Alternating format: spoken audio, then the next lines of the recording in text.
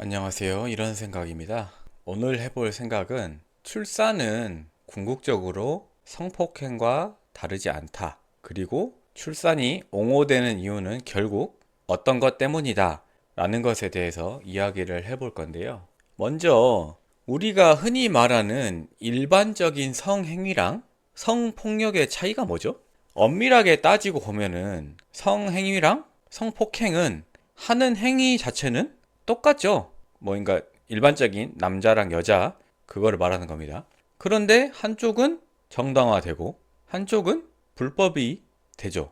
그 이유는 바로 상호 동의가 있었느냐 없었느냐의 여부에 따라 달라지는 겁니다. 그런데 도입부에서도 말씀드린 것처럼 출산이라는 행위 자체도 엄밀히 말하면은 그 상대방에게 동의를 구하지 않고 일방적으로 하는 행위잖아요. 그런데 똑같이 동의를 구하지 않는 행위임에도 불구하고 성폭행은 불법으로 처벌을 받고 출산은 오히려 장려되는 게 사회 현상입니다. 이거 말한다고 해서 이제 벌써부터 걱정이 되는 게 그 범죄를 저지르는 거를 정당화하려는 저는 생각은 없습니다. 저는 오히려 출산이라는 행위 자체도 동일한 선상으로 조심스럽게 다루어져야 된다는 말을 하는 거니까요. 혹시나 또 이거 듣고 정당하냐 이런 말 하지 마세요. 바로 자를 겁니다. 그런데 이제 출산에 대해서 정당화하는 소위 철학자라는 사람들의 논리를 보면은 이런 거죠. 우리가 살면서 겪는 고통이 있지만은 그 고통을 극복하고 나아가는 것 자체로도 의미가 있고, 그리고 태어났으니까 행복이라는 걸 맛보는 거 아니냐라고 말을 합니다. 그런데 저는 기본적으로 부처님 불교 철학을 받아들이는 사람이기 때문에 부처님 관점에서 보면은 삶은 모두 다 고통입니다. 무슨 말이냐? 여러분들이 배가 고파요. 이거는 어떻게 받아들이냐에 따라 다르겠지만 일단 보편적인 걸 말하는 겁니다. 배고픈 건 고통이죠. 그런데 그런 상태에서 초콜릿이 하나 있어요. 초콜릿을 하나 먹습니다. 달달하니 기운이 나죠. 그러니까 이거는 행복 혹은 쾌락이겠죠. 그런데 그 상태에서 초콜릿을 하나 더 먹어요. 그럼 여러분들은 어떻게 되죠? 물론 아까처럼 달달한 맛은 나긴 하지만은 아까보다는 덜 행복하겠죠. 그럼 그 상태에서 하나 더 먹고 하면은 어떻게 되냐? 초콜릿에 대한 어떠한 쾌락도 느껴지지 않은 상태가 올 겁니다. 그리고 건강적인 측면에서는 당뇨가 걸릴 수도 있고요. 그러니까 부처님은 이런 통찰을 통해 가지고 우리가 말하는 쾌락이라는 것도 결국은 고통이라는 것의 반작용일 뿐이고, 아까 말씀드린 것처럼 배고픔이 있었으니까 초콜릿을 먹었을 때 쾌락이 발생하는 거죠. 그리고 이 쾌락이라는 것도 결국 계속 지속될 수도 없고 궁극에 가서는 다시 중립 혹은 고통이 돼버리기 때문에 삶은 고통이라고 말씀하신 겁니다. 그러니까 아까 말한 것처럼 그 철학자들이 세상에 행복에 있으니까 출산은 정당하다라고 하는 것은 말이 안 되는 거고요. 왜냐하면 기본적으로 삶은 고통이기 때문에. 두 번째로 그 성폭행을 하는 사람들이 그 하면서 범죄를 저지르면서 똑같이 생각할 겁니다. 뭐냐? 내가 이거를 강제로 하는 건 맞지만 이걸 하면 너도 기분이 좋을 거야. 한번 해봐. 뭐가 다르죠? 출산하는 사람들도 결국은 야, 일단 태어나봐. 태어나면은 너도 기쁜 일이 있을 거야. 라고 하면서 동의도 구하지 않고 하는 거잖아요.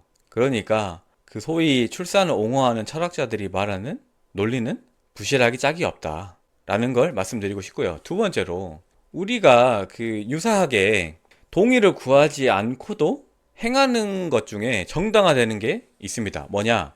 의식이 없는 환자에 대한 수술입니다. 그렇잖아요? 그러니까 보통 봤을 때 의식이 없는 사람을 수술하는 거는 바람직하다라고 받아들여지잖아요. 그런데 모든 예시는 극단적이어야지 이해가 빠르니까 극단적인 예시를 들자면은 스스로 생을 마감하려고 한 사람이 다쳐가지고 왔어요, 병원에. 근데 의식이 없어요.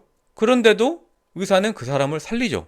어떤 논리를 근거로? 사람은 일반적으로 살고 싶어 한다는 가정하에서 수술을 합니다. 그런데 이건 말이 안 되잖아요. 그 사람은 삶을 더 영위하고 싶지 않아서 그걸 한 건데 그걸 살린다? 뭔가 좀 이상하죠. 그리고 하나 더. 일반적으로 사람들은 삶을 영위하고 싶다라고 가정을 한다라고 하면은 그거 자체는 저도 동의합니다. 일단 태어난 상태에서는 사람들이 살고 싶어 하니까. 그러면은 왜 국가는 전쟁이 일어났을 때 남성들을 징집을 해가지고 전쟁터로 보내죠. 아니, 아까는 인간은 보편적으로 살고 싶은 의지가 있다라는 걸 인정을 했잖아요. 그러니까 동의도 구하지 않은 상태에서 사람을 구하는 거에 대해서 법적으로 처벌을 하지 않는 거잖아요. 그런데 전쟁이 일어나면은 인간은 보편적으로 살고 싶다는 가정을 받아들임에도 불구하고 그러한 의지를 깡그리 그냥 무시하고 전쟁터로 보낸단 말이에요.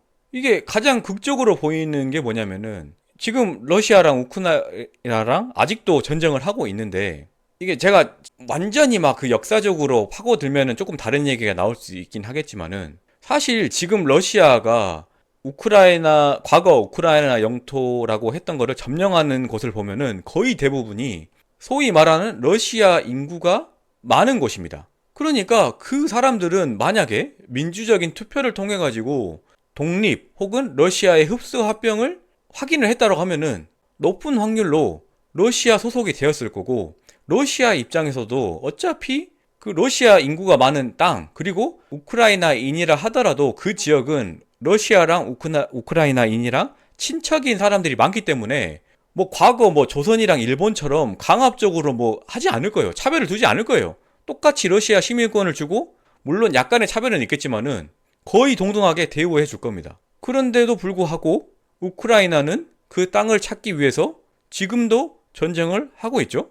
지금 같은 경우에는 젊은 남성뿐만 아니라 뭐 40대 넘어가는 남성들까지 강제로 징집해가지고 전쟁터로 보내고 있습니다. 그러니까 우리가 흔히 생각하는 혹은 사회에서 흔히 출산은 좋은 행위고 의식이 없는 사람을 살리는 건 좋은 행위고 그리고 전쟁터로 나가서 싸우는 거는 좋은 행위라고 해석하는 이유는 그게 삶의 보편적인 가치 이딴 거를 동의해서 그런 게 아니고 그냥 국가라는 것도 굉장히 모호한 개념이긴 한데 그 국가가 그 사회가 존재하고 영속하기 위해서 받아들여지는 겁니다. 그렇게. 그러니까 궁극적으로 우리가 살아가면서 뭔가 옳고 그르다라고 생각하는 것들은 대부분이 그 사회 시스템을 유지하기 위해서 정당화되는 것이지 그게 실제로 보편적인 윤리관에서 타당하기 때문이 아니다 라는 말씀을 드리려고 오늘 영상 촬영해 봤습니다. 오늘도 영상 시청해 주셔서 감사합니다.